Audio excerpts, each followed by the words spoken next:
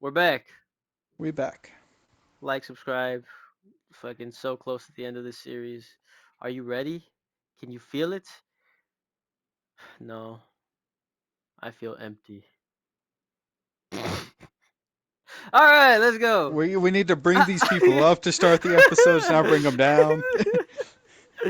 All right, let's start the show. Let's start the show. Rhea opens the show and calls out Roxanne. Roxanne, get your ass out here now! Rox comes out. She has Futuro Dorado at her side. She says, "What the hell do you want, Rhea? We don't have time for this." Rox, I didn't think you were a coward. You go and join these girls now? Are you scared of a fight all of a sudden? No, I'm not scared of a fight. I'm annoyed of getting blindsided while I'm backstage every week. I need to make sure I get to WrestleMania. Something that I know you're trying to make sure doesn't happen. I just want to fight, Rox. I want you to prove to me that you're worthy of holding that title. At least Julia would fight back. Listen, fine, you want to fight? Main event tonight. You versus Bailey. Bailey looks at Rox and says, "Wait, what? I literally have a fight next. I can't do double duty." Listen, do you want to prove yourself to me or not? If not, we can end this partnership right now. Bailey relents and says, "Fine, I'll do it." Okay, she'll do it. "But why should I do it?" says Rhea. "What do I gain out of beating her?" "I don't know. What do you want?" "When I beat her, I want to face you next week." "Fine. Sure, that's good with me." The segment ends and Bailey and Lola stay and get ready for their rematch of last week. Alright, this time Bianca and Jada pick up the victory. Who'd have thought? And then Chelsea calls out Piper and says she turned her back on the only good thing she had in her life. Piper comes out and says Chelsea never looked at her as anything more than just a way to get wins. Piper says she noticed this and decided to start sabotaging her. All these matches that she's had recently, Piper has just been bad at her job on purpose. Chelsea says that this is the final straw and she didn't want this, but she didn't want to do this, but she will. She wants Piper one on one. At WrestleMania, Piper agrees. Oh, brother, 5-star banger alert on the way. Tag title qualifier match for WrestleMania ladder match. This is it. Fraxium. Win. Damn. Okay. Alright. Then Tiffany comes out and says this has been a confusing year for her, if she's being honest. It started off with winning the women's tag titles a little over a year ago. She held those titles for a long time with someone she thought she could trust and who she wanted to partner with forever. But somewhere along the way, she must have gotten on her bad side. When Bliss turned on her, it was the emotional pain that was the hardest thing to get over. She took her time to recover, and she's come back stronger and better than ever. But watching Bliss continue to flourish without her put doubt into her mind. Was she really the one holding them back from their fullest potential? And whenever those thoughts got too loud, she just decided to go back and work harder until she knew she was ready to come back. And now she knows she's ready. That's when Bliss comes out and says, after all this time back, they can finally talk. She says she's happy to see Tiffany again, and that it wasn't anything personal. Eric said they had to make a name for themselves, and she did that to get herself more TV time. She just did what she had to do. And she was right. The results speak for themselves. She became the second women's U.S. champion. And at WrestleMania, it's going to be a bittersweet moment, as she's going to have to put down her protege.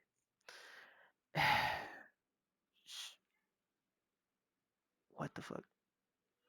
She's going to enjoy the win, and Tiffany is just going to fall back down the card, lost in a sea of irrelevance. Then Bailey comes into my office and says that tag match earlier shouldn't count. She had too much stuff on her mind. She had to save her energy for Rhea Ripley for the main event, so she had to take it easy out there. So Bailey and Lola want a rematch next week, and I say, sounds good. Then we get a Santos promo package. He says that he started off the year hot, and it all went downhill once the Undisputed Era took his title away from him. And at WrestleMania, he's going to take it back. We get Tiffany versus Zoe Stark. Tiffany Winslow, of course. I gotta lock in for this one. We then get a pre-filmed Finn Balor promo. In it, he says, Cole, let me explain something to you. My name, Finn Balor. Do you know where it comes from? Finn McCool was a giant that threw a piece of Ireland into the sea that made the Isle of Man. He was a hero who stabbed his own face with his poisoned spear to survive the sleeping song of Alien the Burner and save the city of Tara. And the monsters, Adam. Can you hear the banshees screaming yet? Their cries are signaling the end of your reign. And what about the worst one yet? The king of the demons, Balor. Do you know what Balor does? Do you even know who he is?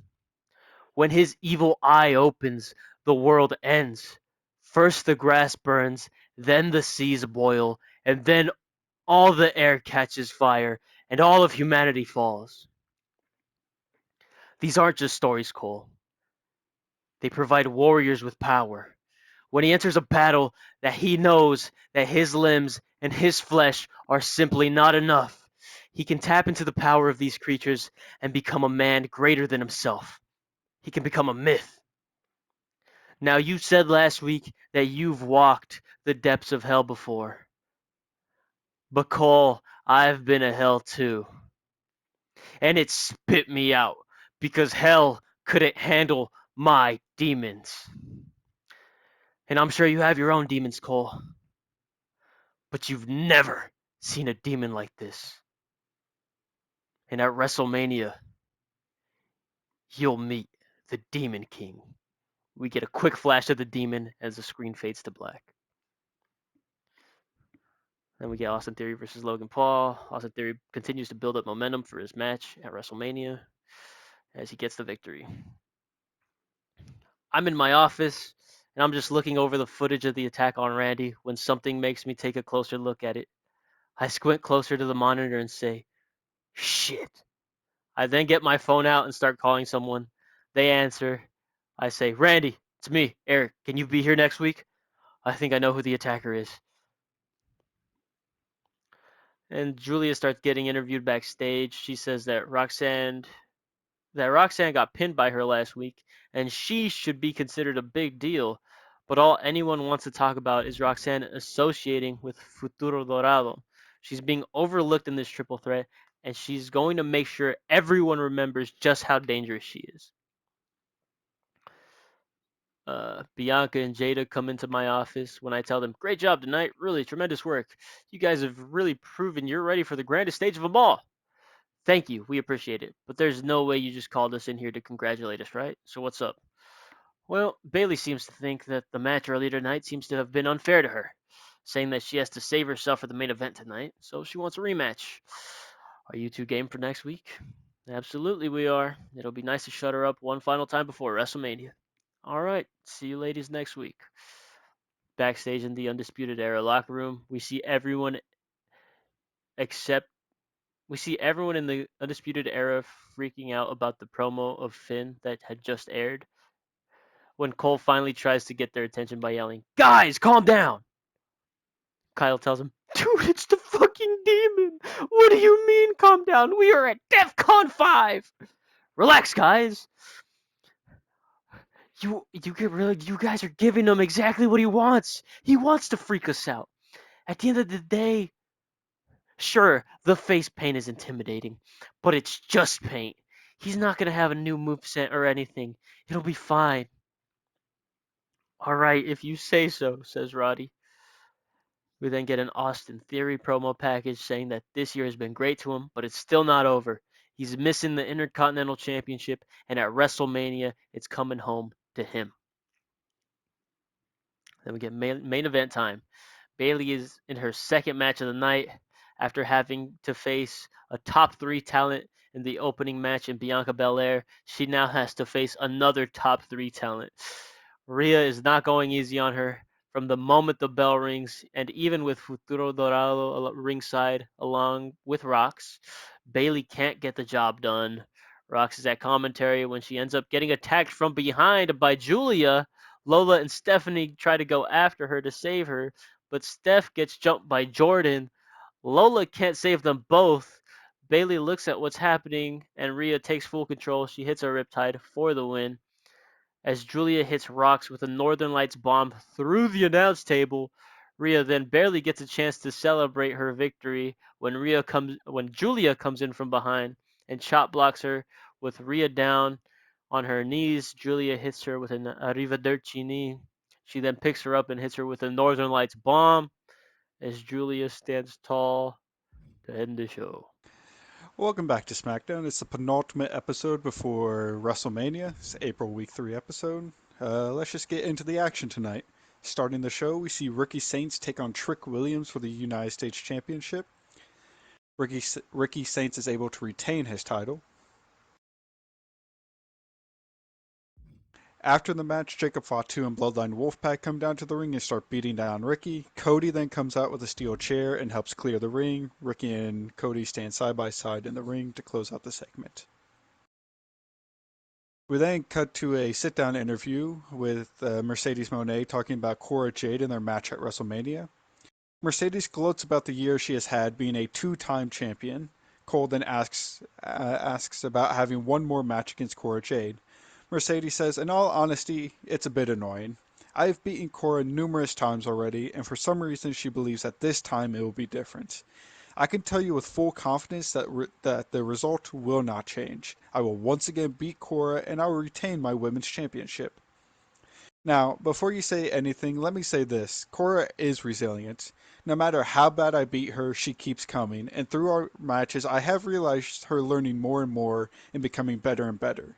I just can't let her beat me. I can't let her have that moniker this early on in her career that she has beaten every member of the Four Horsewomen. Like, the four of us broke down every barrier there was in women's wrestling. There's legacy and status that comes with our names, and I'm the last straw. So, like I said before, she can't beat me.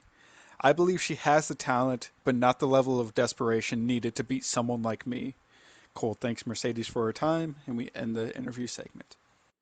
She let Rox beat New- her though. That's all I'll say. She already did Yeah. that. She already beat off for her. That's all I'll say. Anyway, let's continue.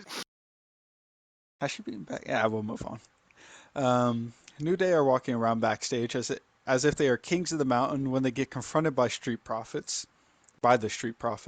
Street Profits say, you know, we are the ones who open the door for every team on SmackDown to feel like they have a shot at being tag champions. And being the first, and with being the first, how about we get next on being the ones to beat you guys? New Day look at each other, then agree to the match. We head down to the ring. New Day versus Street Profits. Street Profits pick up the win.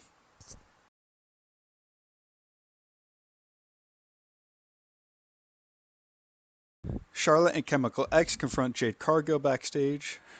Charlotte says, now that the whole Lyra situation is behind us, I think it's time that we establish one more match between the two of us for that title. Jade says, one more match, huh? So no matter the result, we move on from one another. Charlotte says to Jade, I'm going to make it you look so good that Raw is going to be clamoring for you to clamoring to take you back in the draft. Jade says, oh, you think you're beating me too? Well, let me snuff out that dream real quick, because I would be lying if I said I wasn't expecting this. I knew there would be one more match between us. The only question is, where and what are the stipulations?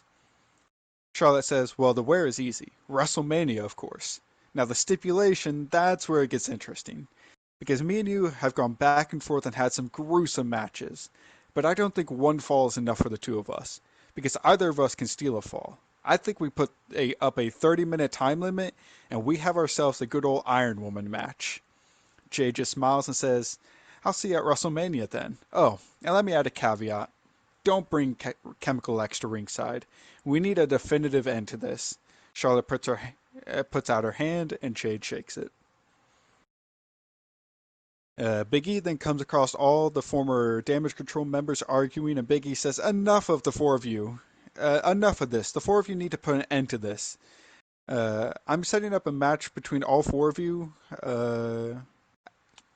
Jesus. I'm giving the four of you a match up next. Now, you may not like it, but it's going to be a precursor for WrestleMania. So up next, I'm putting Dakota and Kyrie on one side of the ring, then I'm putting Io and Asuka on the other side of the ring, and the four of you are going to have a tag match. Now, like I said, this is just a precursor for WrestleMania, because at WrestleMania, it'll be the four of you in a fatal four-way.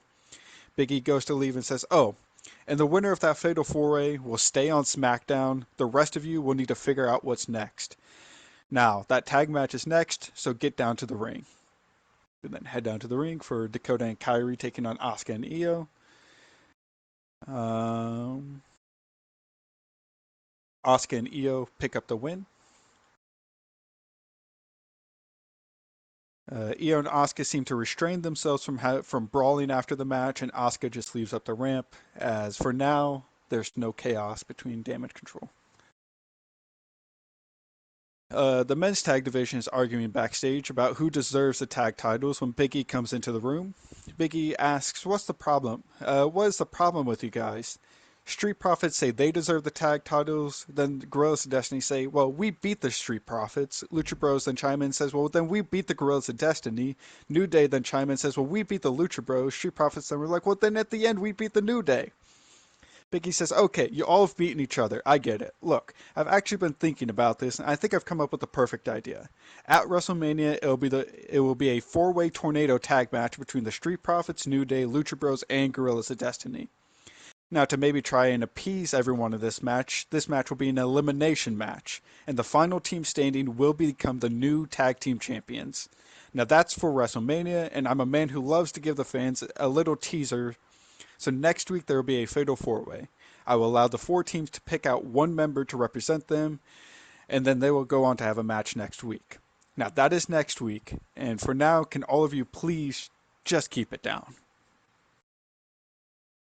We then cut over and see Naomi and Tamina arguing backstage, and Mercedes is trying to break up the argument, but to no avail. Naomi says, "Honestly, Tamina, I've had enough with stalling my own career to carry yours." Tamina says, "You think you've been carrying me? You really have lost your damn mind, haven't you?" Naomi says, "You know what? Maybe I have, because I want you in that ring right now." Mercedes tries to stop this, but neither woman seems to be paying attention to her, and both head towards the ring. We then have Naomi versus Tamina. Throughout the whole match, Mercedes is ringside trying to dissuade both women from tearing each other apart. It really doesn't accomplish much as both women give it their all. In the end, Naomi is able to pick up the win, and once she leaves the ring, she just stares down Mercedes and her title and then leaves. Naomi picks up the win. Big E's in his office and announces that to begin the show next week, there will be a contract signing between Kevin Owens and AJ Styles for their match at WrestleMania. Swerve confronts After that, we see Swerve confront Seth ahead of their match. Swerve says, for the past few matches I've had, you've always decided to distract me like a coward. You wouldn't get up on the apron or get in my face. No, you decide to grab me from the outside and hope someone else does the harm. Well, tonight, you can't play the role of the coward. You have to face me one-on-one. So let's see if there's still a man within you, or if you have fully become the coward you seem to be. And then head down to the ring for the main event. Towards the end of the match, we see Drew McIntyre come in and attack Seth Rollins as he is set up for the house call. This causes a DQ, and Swerve pulls Drew off of Seth and brawls with him and throws him out of the ring. He then turns and gets attacked by Sami Zayn. Sami throws Swerve out of the ring. Then he goes for a suicide dive, taking out all three of them, Swerve, Drew, and Seth. The show closes with a fired up Sami heading up the ramp. So Seth wins the main event via disqualification. And Sami stay installed to close out SmackDown. And that is SmackDown.